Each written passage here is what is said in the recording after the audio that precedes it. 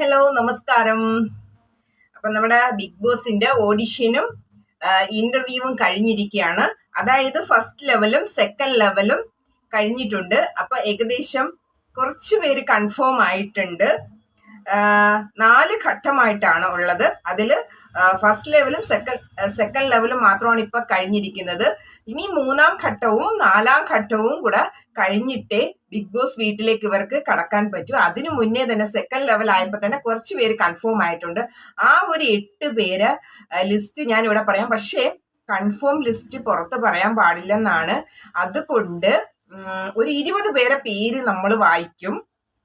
അതിൽ നിന്ന് നിങ്ങൾ 8 പേരെ ഊഹിച്ചോണം. അതായത് ഞാനായിട്ട് പറഞ്ഞിനി അവർക്ക് ഒരു അവസരം നഷ്ടപ്പെടണ്ട എന്നാണ് ഞാൻ ഉദ്ദേശിച്ചത്. അങ്ങനെ പറയാൻ പാടില്ല, അതൊരു ബോറാണ്. നിങ്ങൾ ഊഹിച്ചെടുത്തോണം. 20 പേരെ പേര് ഞാനിവിടെ പറയും. ഓക്കെ, നമുക്ക് സ്റ്റാർട്ട് ചെയ്യാം. ഇത് ഒരു 400 പേരുടെ ഒരു ബൾക്ക് ലിസ്റ്റിൽ നിന്നും സോർട്ട് ചെയ്ത് 20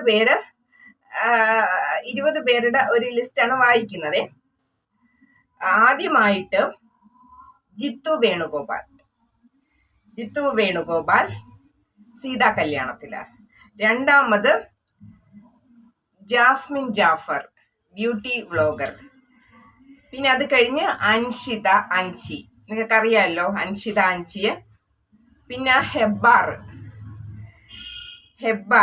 അത് കഴിഞ്ഞിട്ട് പാർവതി ബാബു, എല്ലാവർക്കും അറിയാം, ആങ്കറാണ്.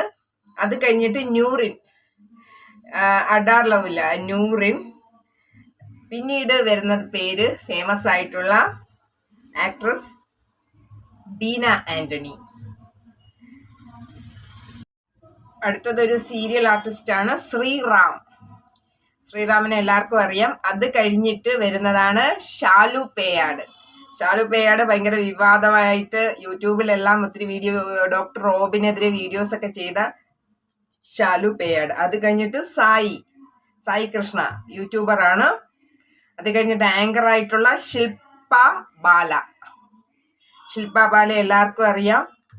ഇൻസ്റ്റഗ്രാമിലൊക്കെ ഒത്തിരി ഫോളോവേഴ്സ് ഉള്ളതാണ് ശില്പ ബാലയ്ക്ക്. അത് കഴിഞ്ഞിട്ട് ജീവ, മോഡലും ആങ്കറും ഒക്കെ ആയിട്ടുള്ള ജീവ കഴിഞ്ഞ പ്രാവശ്യവും ഷോർട്ട് ലിസ്റ്റിൽ വന്നതാണ്. അടുത്തത് യൂട്യൂബർ ആയിട്ടുള്ള അസ്ലാം വള്ളി, ബ്യൂട്ടി വ്ളോഗറുമാണ്.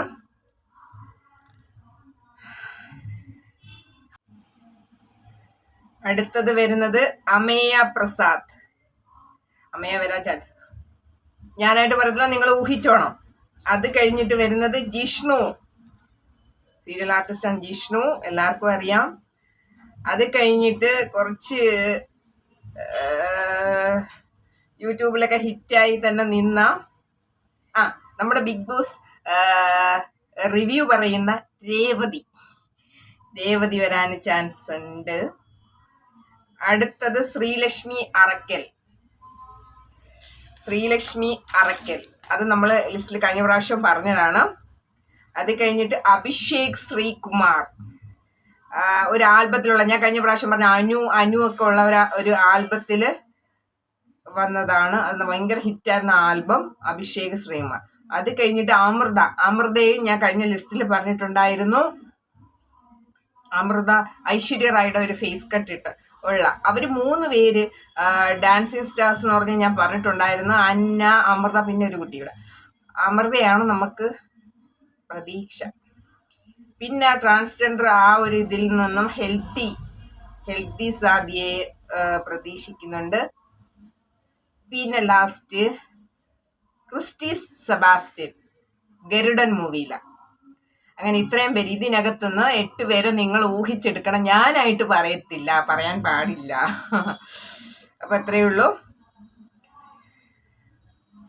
അപ്പം മറ്റൊരു വീഡിയോ ആയിട്ട് അടുത്ത ദിവസം കാണാം. അതുവരെ ഗുഡ് നൈറ്റ്, ടാറ്റാ.